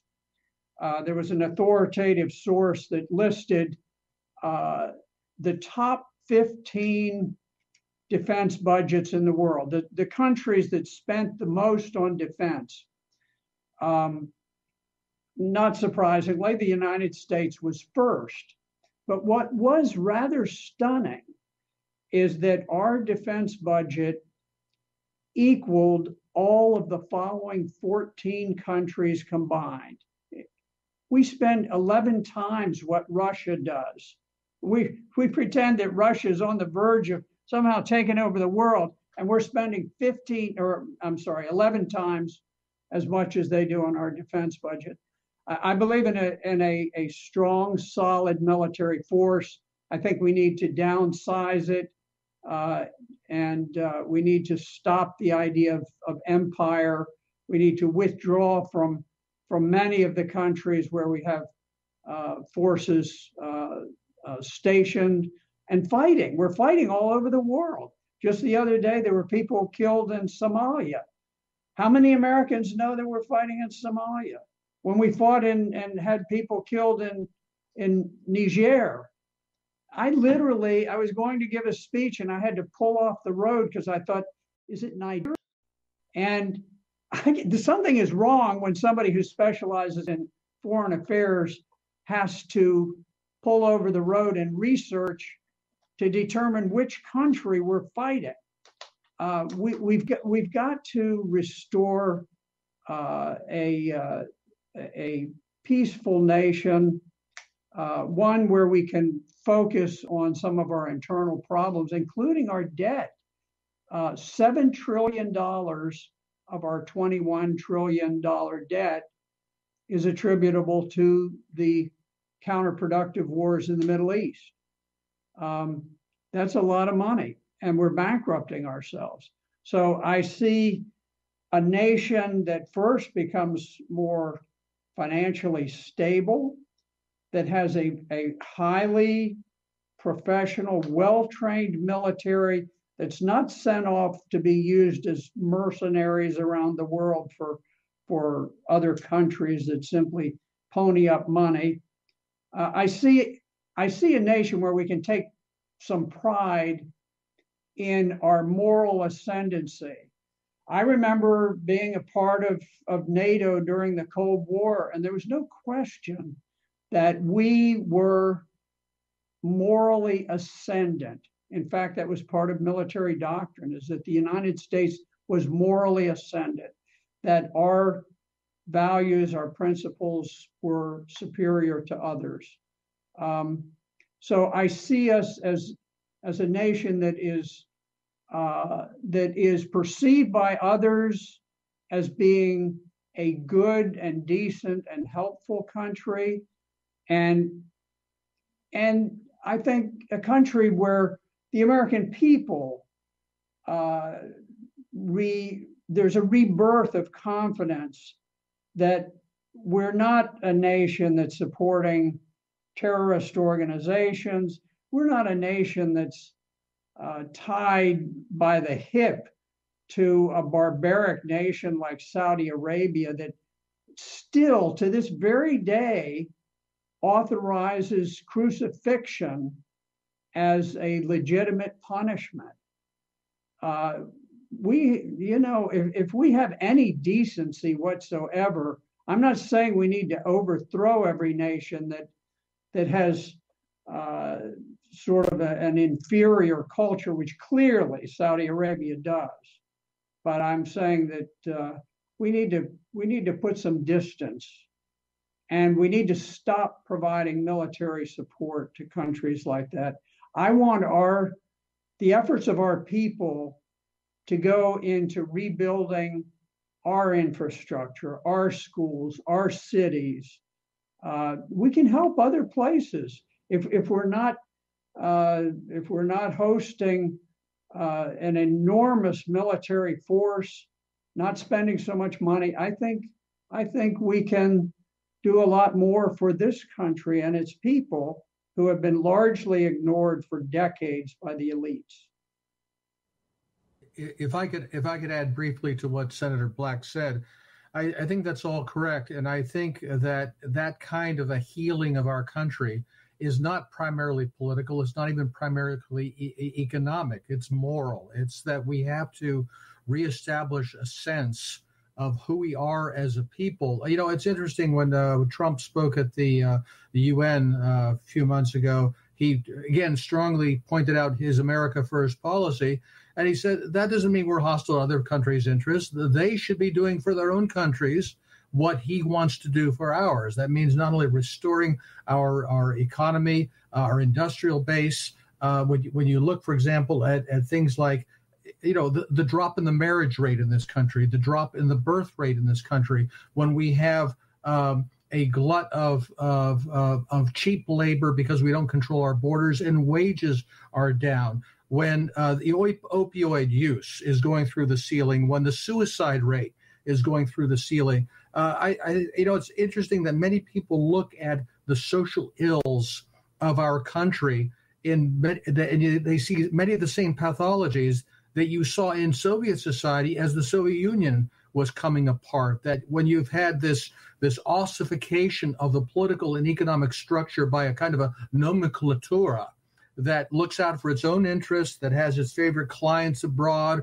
or in the corporate community and so forth, and they really don't care about the rest of the country, especially the broad mass of the country and what is called with derision flyover country. So I guess the short answer is I don't know what that looks like, but it's got to be a period of introspection, of social healing, of restoring of the organic ties that bind us together as Americans, and to restore a sense of healthy national identity rather than this crazy, noisy jingoism that has nothing to do with the defense of our country, nothing to do with our national self-interest and security.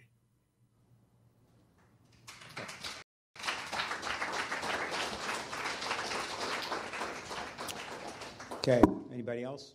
Is that it? Okay, because in that case, what I will do is I'll respond, and we'll do that as the closing of our session. Although, let me also say that if, for example, Mr. Jatras or Mr. Black has not said something they'd like to say now, why don't you take that as the occasion, and then I'll hold my remarks for the conclusion. Well, good. I'll just make one quick comment. People who have been tracking this Syria issue for many years, they sometimes say, well, you know, we don't have the money. We don't, you know, they've got billions of dollars on the other side.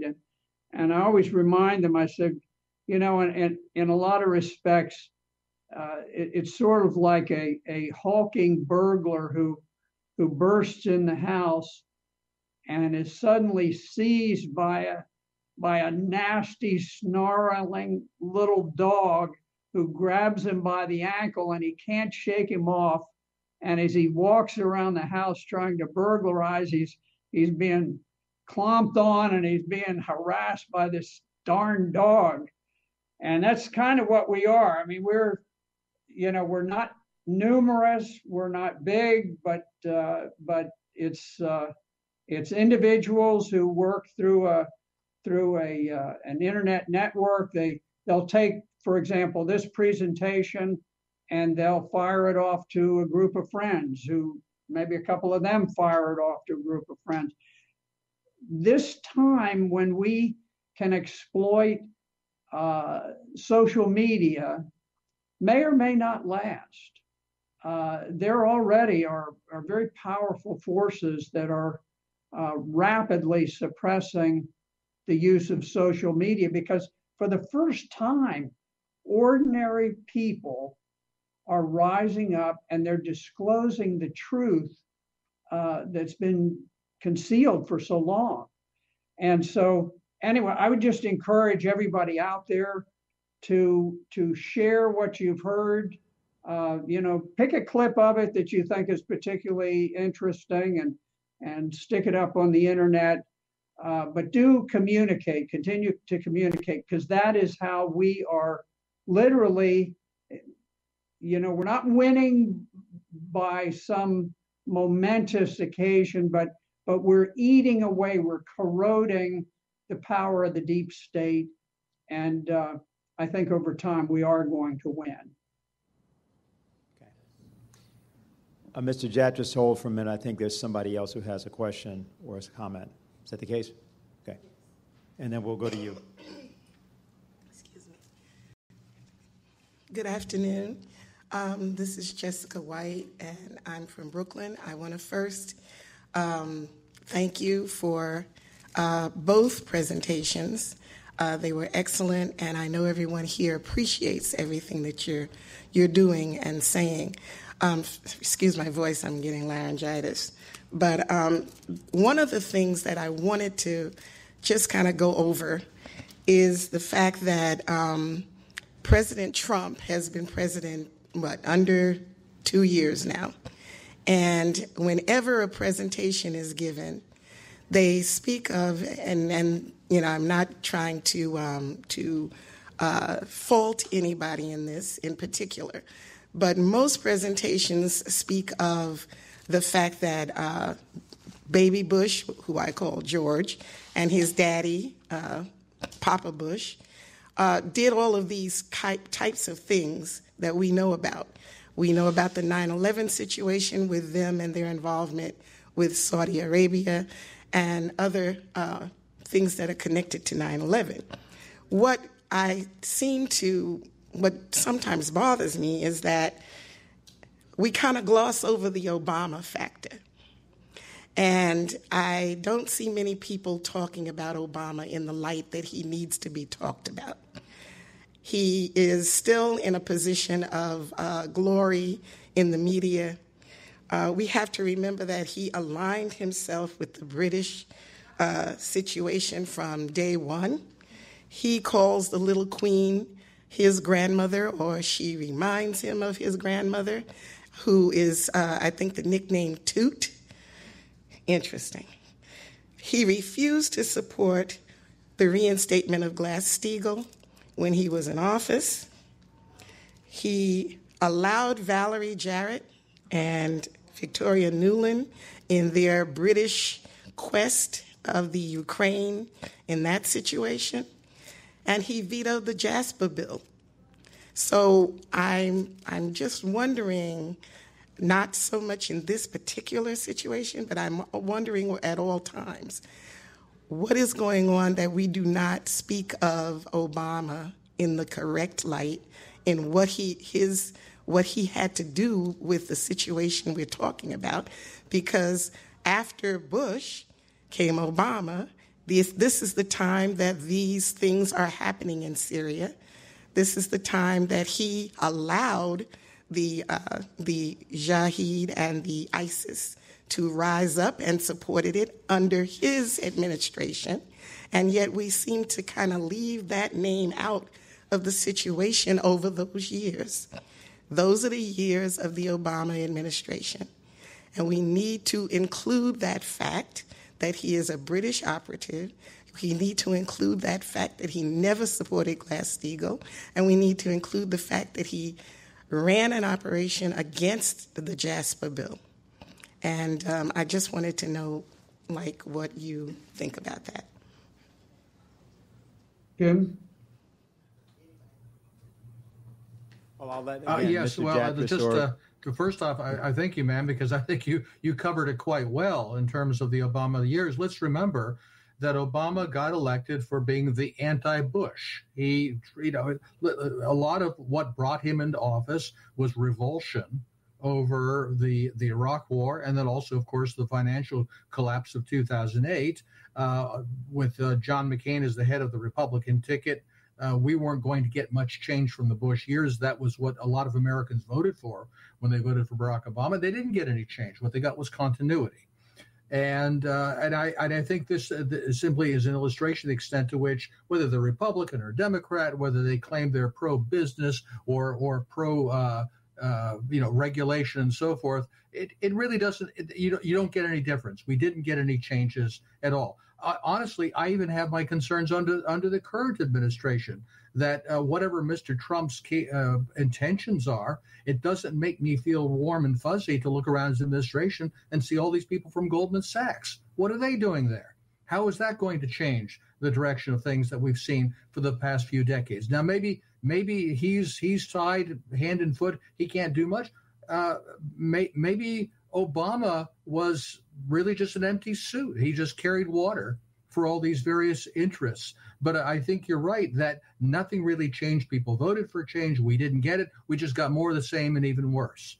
And so, and by the way, that also ties into this whole Russiagate thing that's been tearing this country apart for the last few years about what was the role of John Brennan, what was the connection with Christopher Steele and MI6 and GCHQ and all the rest of it, and how much of that did Barack Obama know? And I assume pretty much all of it, and perhaps was even directing it. So, yeah, there are a lot of those questions there. Will they see the light of day? Will they get their proper place in the narrative that finally corrects all the lies we've been told? I really don't know. Thank you. Okay. Let me add to that. Go right ahead. When President Obama was elected, the one thing that I thought was a positive about that is that he had promised that he was going to pull us out of the Middle East. He was going to end these wars of regime change and so forth. They gave him the Nobel Peace Prize because of his expressed intentions. And then he went on to conduct one of the bloodiest regimes in history. It was a continuation. It became the Bush-Obama doctrine of regime change and promoting terrorism to overthrow legitimate governments. It's interesting. I had an interesting experience. When the Ghouta gas attacks, these were the first major gas attacks. This was in the suburb of Damascus. A number of people were killed, and they blamed it immediately on the Syrian government. Seymour Hersh, who is a Pulitzer Prize winning author, who broke the news on the My Lai massacre during the Vietnam War, very, very substantial journalist. He laid out in detail how that attack was carried out as a pretext in order to draw the United States into attack. Or I would say, honestly, it was designed as the mechanism by which we would justify to the American people that we just had to go in there. We just had to attack Syria. And we released 1,000 tons of advanced weapons from CIA-controlled warehouses in Turkey, gave them to the terrorists in order for the final drive on Damascus, which would have put Al-Qaeda in charge and would have created this enormous caliphate spanning the area. People like you and people like me went on the attack mode. We went after our government with a vengeance when President Obama announced that we were going to attack and that he was going to put it to a vote of the Congress.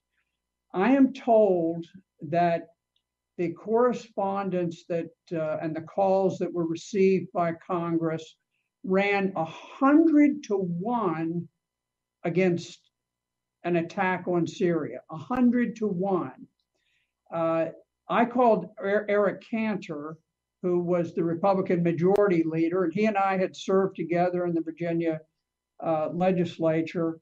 And we argued for about half an hour. And I told him, I said, this is outrageous. I said, you have no proof. I said, you trot out as proof that the Syrians did it, you say you intercepted requests from field commanders to President Assad asking to use gas, and they had gas at that time. And in every case, President Assad turned them down and said, no, we're not going to use gas. And you said that was your proof that he did use gas. That's irrational. That is insane to say that his denial meant that he actually approved it. It was insane. And Seymour Hersh laid it out and pretty well established that it was the Turks who provided the gas and the supplies. And then there were rebels within the Damascus suburbs who carried out the attack. We dodged a bullet under President Obama just by a hair's breadth, and we did it by the people rising up and saying, we're not going to take it anymore. We are sick of wars. We've been fighting wars for 17 years. Now, I don't think it's any great secret that the day that we pull out of Afghanistan, Afghanistan is going to collapse. I don't think it's a secret. And yet we continue because the military-industrial complex makes vast amounts of money. The banking system makes vast amounts of money on this. And we need to pull out. We don't need to be an empire. We are geographically blessed beyond every nation on earth by being protected on either side by oceans that go for several thousand miles before you get to the next substantial land. So nobody's going to invade the United States. Nobody's going to take over the United States. That's foolishness. And so, but I really believe, going back to your initial premise, I think we need to speak of the Bush-Obama doctrine of regime change and interference with other nations' affairs, and the doctrine of ignoring international law and conducting wars of aggression. And I think, I wish it weren't so. Honestly, I wish that Obama had been able to turn things around. I was really hoping that he would, and he didn't. And for that, I think historically he should pay the price. Okay.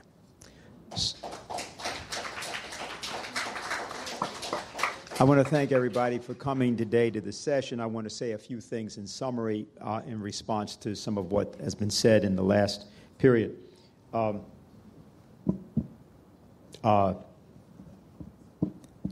We didn't mention Malcolm X and his assassination, but it's of relevance because, you know, people who got assassinated knew they were risking their lives. King was very clear.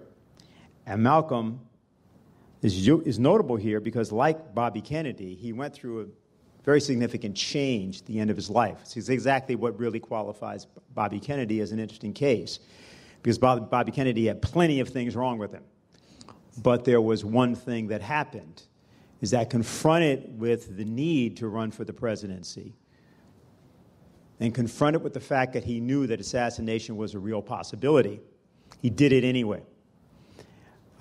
So that the night that King got killed, Kennedy gave probably his most important speech, probably of his life, in which when he quoted Aeschylus saying, "Even in our sleep, pain which will not forget falls drop by drop upon the heart, until at last, in our despair, against our will, comes wisdom through the awful grace of God."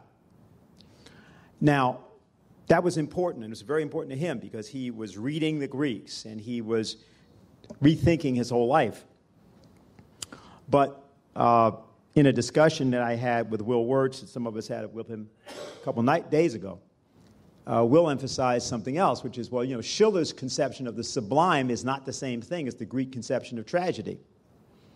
You know, we're the Schiller Institute, and there's a reason we're the Schiller Institute.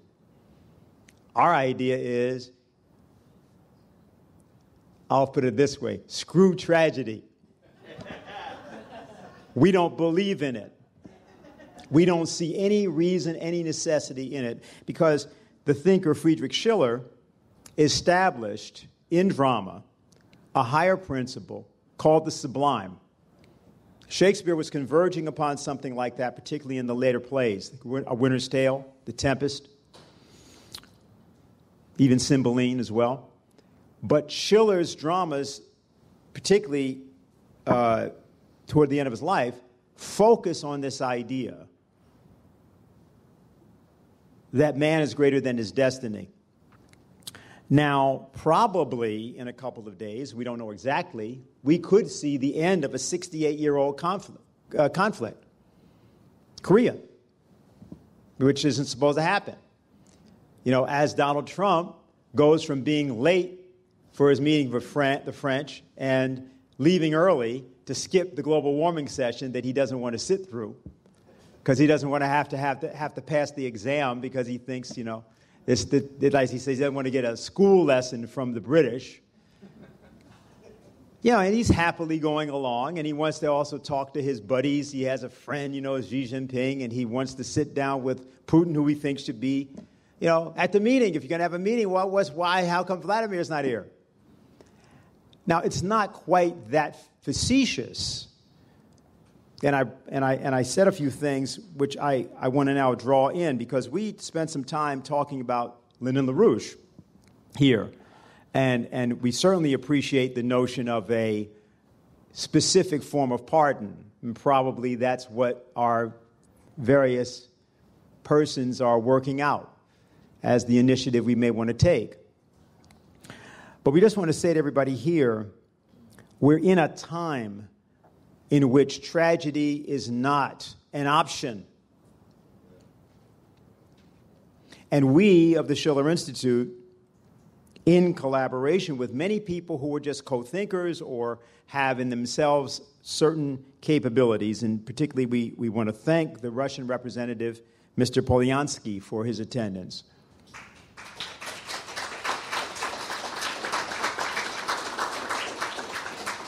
We have a different way of doing things. We have no titles. We're not elected officials, most of us. We apparently have no power except one, the power of the American citizen, which is the greatest power in the world. Repeat, the greatest power in the world, bar none, is that of the American citizen. And it is the denial that that is the case, which is the cultural problem of the United States. That flaw, that cultural flaw, is why Americans get tricked, baffled, bamboozled, had, hoodwinked, buffaloed.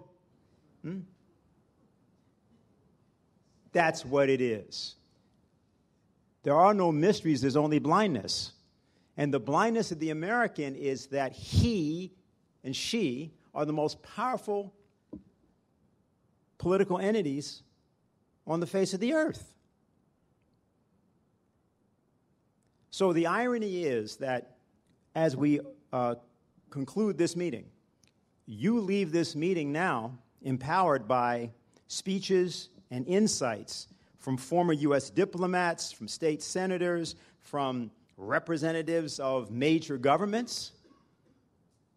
And you have an intellectual outlook and a programmatic outlook shown on our program, our 2018 platform in Lynn's 4 Laws, that gives you greater tools than any group of people have actually ever had in human history. So it would seem to me that there's a way for us to grant ourselves peace through economic development. You know, give us peace is a choice. Dona nobis pacem is not a request. Dona nobis pacem is a choice. And so we invite you to join us in making this cultural revolution, as cultural renaissance, which is only the actualization of the American presidency itself. The American presidency is a revolutionary institution in itself. You don't have to change any laws to make a revolution if you're an American. And so if we work with the presidency and if we do our job, then that presidency can represent the best of the quality of American citizenship that Robert Kennedy or Dr. King or others, and especially Lyndon LaRouche, have exemplified. So I want to thank everybody for coming today, and I hope you'll join us in getting to work to bring about this new cultural paradigm.